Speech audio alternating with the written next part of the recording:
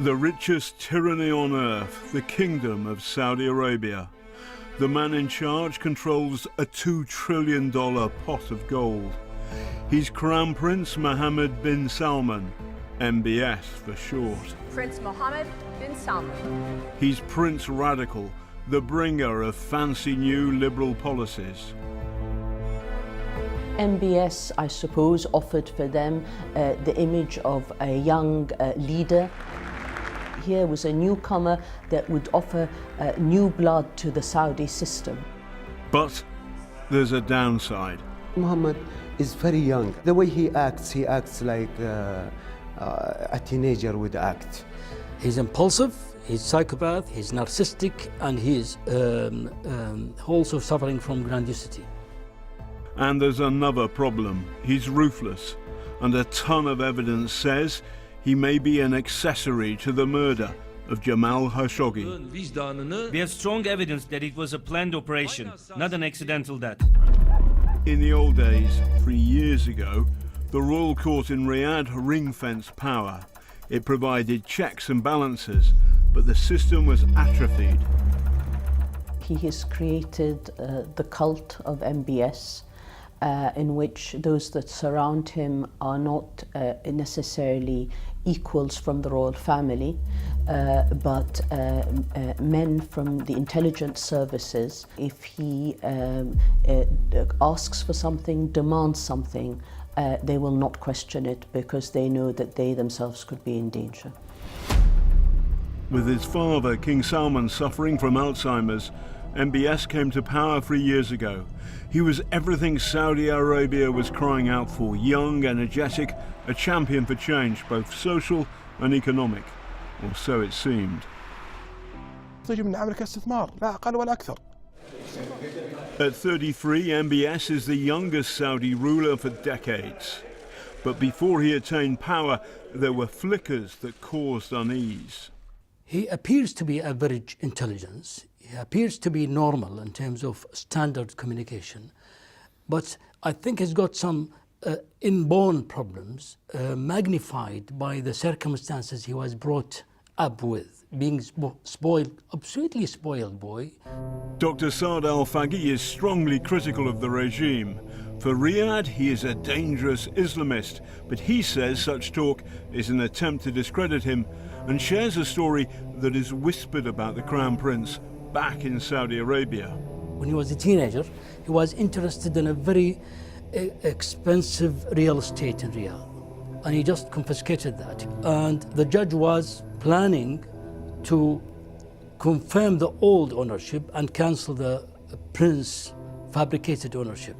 When he knew that, he sent a letter, an envelope with 2 bullets as a message that if you do any of that, if you don't confirm that I am the owner, these 2 bullets will be in your head. So MBS got a new nickname. He is called Abu Rasasa. Abu Rasasa means the father of the bullet. It's the thinness of MBS's skin for free speech away from the country that has shocked many Saudis in exile. Last month, a Saudi dissident, he's got millions of followers for his YouTube channel, highly critical and mocking of the Saudi royal family, was walking along this street in Knightsbridge with a friend when they were attacked. Now, the evidence suggests the attackers are men loyal to the Crown Prince, MBS. He was beaten up and the friend said, "Listen, you can't do this, this is London." And they said, according to the friend, "Fuck London. The Queen is our slave and their police are our dogs." The dissident they attacked was this satirist, Ghanem al-Masariya. I was thinking they are here. When they attacked me, I thought, okay, it's they wanted to insult me, to humiliate me, to send a message to the others: you are not safe from us. It could be this is the first message.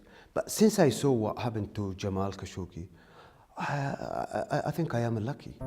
Ghanem says with MBS, like father, like son. The only difference between them and MBS, Mohammed bin Salman, is that he's in outrage and he thinks he can do whatever he wants and get away with it, even in an international soil. Before the murder of Khashoggi, not one red light flashed about MBS, but three. First, Yemen. His war has seen countless dead, millions suffering famine, and no end in sight. He thought, his inner circle tell me that he thought it will end in 2 weeks, and he rejected any advice from anybody that when you start a war on Yemen, you will never be able to finish it.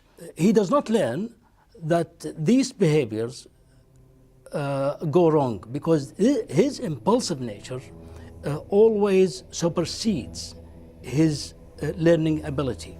Second, last November, MBS forced Lebanese PM Saad Hariri to stand down. Third, 11 princes and others accused of corruption ended up in the world's poshest prison, the Ritz-Carlton in Riyadh. It was a shakedown in the desert. And then this month came the silencing of Jamal Khashoggi. If the Crown Prince is found to be connected to Khashoggi's murder. One effect of the murder is that now many in the West are being critical of the kingdom. The Crown Prince is 33 years old. There's a reason you can't run for president until you're 35. In this country? Yeah, in this country. He's been a wrecking ball. Who would you compare MBS with? Immediately, Saddam Hussein comes to mind in the way he dealt with his opponents, and also, I suppose, in terms of erratic behavior, a liability to international interests and also the interests of his own society, Muammar al-Gaddafi.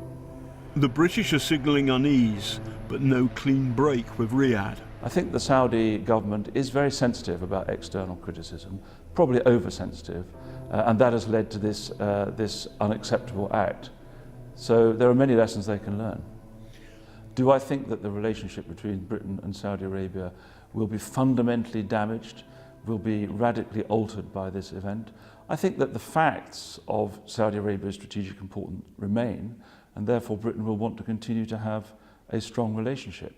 But that doesn't mean that we should allow things like this to go unnoticed or be swept under the carpet. We obviously can't afford that. For much of the scandal, the Trump house has given MBS the benefit of the doubt. Trump has boasted of Saudi donations worth millions of dollars. His son-in-law, Jared Kushner, is a close friend of MBS. MBS is in deep trouble now. He is not betting on Europeans, he's not betting on his own people, he's not betting on the media, he's betting only on Trump. So his last resort to survive is Trump. Thus far, the Crown Prince's pitiless rule has cast a dark shadow not just on himself, but also on the houses of Saud and Trump.